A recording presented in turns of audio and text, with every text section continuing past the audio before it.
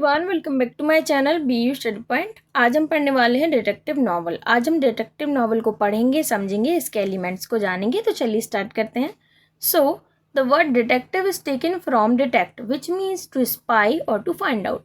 Detective शब्द का मतलब ही जो होता है डिटेक्ट करना होता है। डिटेक्ट मतलब कि किसी चीज़ को खोजना, मतलब किसी चीज़ की जासूसी करना या फिर किसी चीज़ की तलाश करना।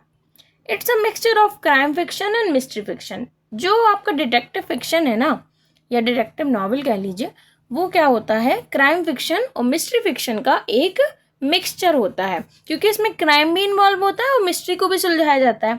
तो इसीलिए एक मिक्सचर होता है क्राइम और मिस्ट्री फिक्शन का।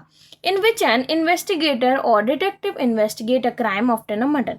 जिसके अंदर, मतलब कि इस नॉवल के अंदर एक इन्वेस्टिगेटर होता है, या फिर आप जिसे डिटेक्टिव भी कहते हैं, वो एक क्राइम को इन्वेस्टिगेट करता है, जो कि मर्डर भी हो सकता है।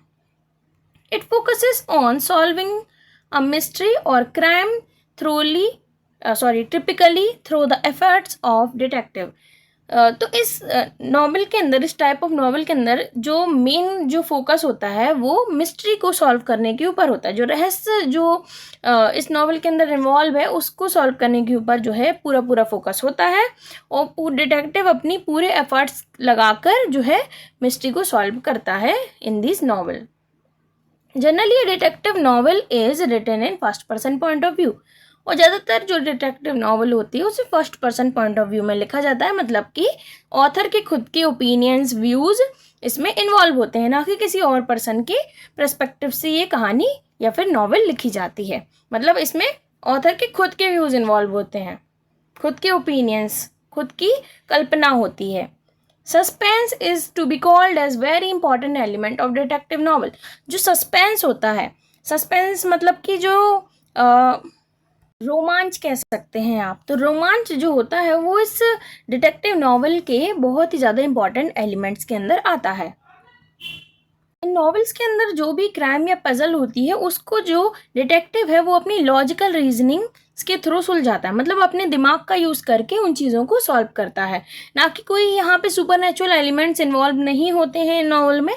और इसमें जो है लॉजिकल बेस पे जो है पूरी नॉवल बेस्ड होती है, जहाँ पर एक डिटेक्टिव अपनी सोचने समझने की क्षमता से जो है चीज़ों को सही करता है, और eight the end of the novel वो इन सभी चीज़ों को ओवरकम कर देता है और मिस्ट्री सॉल्व हो जाती है। The crime must be significant and attention seeking so that the reader could have interest in the novel. और देखिए, जो इन नॉवेल्स के अंदर जो क्राइम होता है या फिर जो मिस्ट्री होती है वो ऐसी होनी चाहिए कि वो सिग्निफिकेंट हो, मतलब कि कुछ भी उल जलूल नहीं होना चाहिए, एक प्रॉपर फॉर्म में चीज़ें होनी चाहिए। मतलब कि जो चीज़ यहाँ पर दिखाई जा रही है वो मीनिंगफुल होनी चाहिए और साथ ही साथ अटेंशन सीकिंग होनी चाहिए। अगर वो अटेंशन सीकिंग नहीं है तो रीडर्स इंटरेस्ट ही नहीं लेंगे और नॉवल जो है उसका कोई उद्देश्य ही नहीं रह जाएगा। That's why it should be meaningful and attention seeking so that the reader could have interest in the novel. These novels are generally episodic. ये जो नॉवेल्स होती हैं जनरली एपिसोड्स में बनाई जाती हैं, वेरियस पार्ट्स में जो है ये बनती हैं ये novels. So we could conclude that detective novel is a novel about a crime in which a crime is introduced, investigated and the culprit is revealed। तो देखिए, डिटेक्टिव नॉवल को हम साफ शब्दों में ये आप डेफिनेशन मान सकते हैं डिटेक्टिव नॉवल की, और आप अपने शॉर्ट आंसर्स में भी इसको जो है लिख सकते हैं।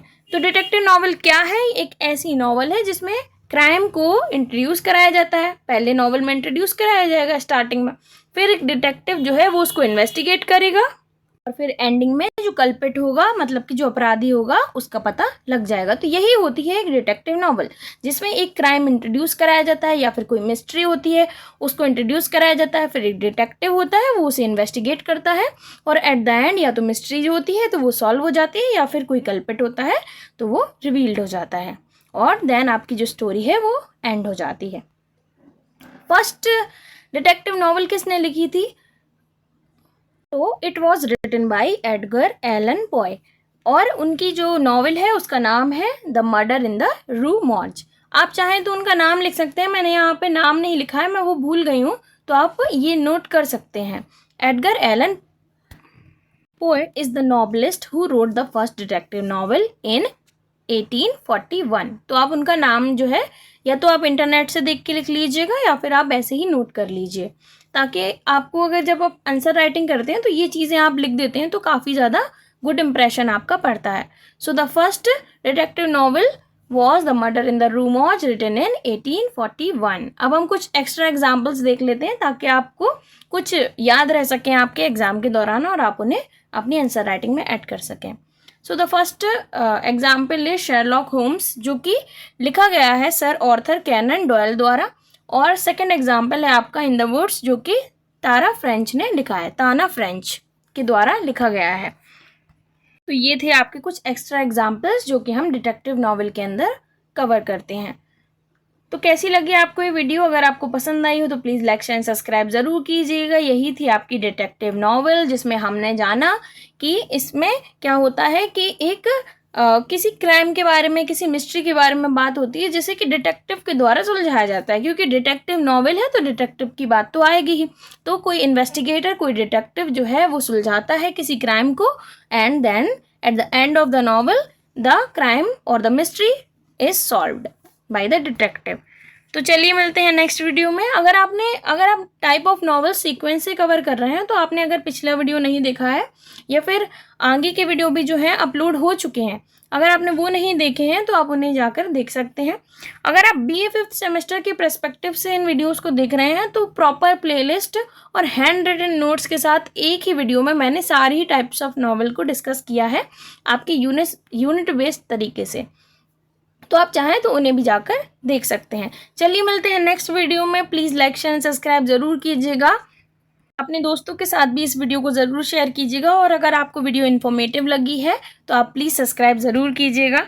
सो I hope you like the video. If yes, so please subscribe to our channel, and if you have any query related to the topic you could freely ask in the comment section. Okay, bye. Thank you for watching.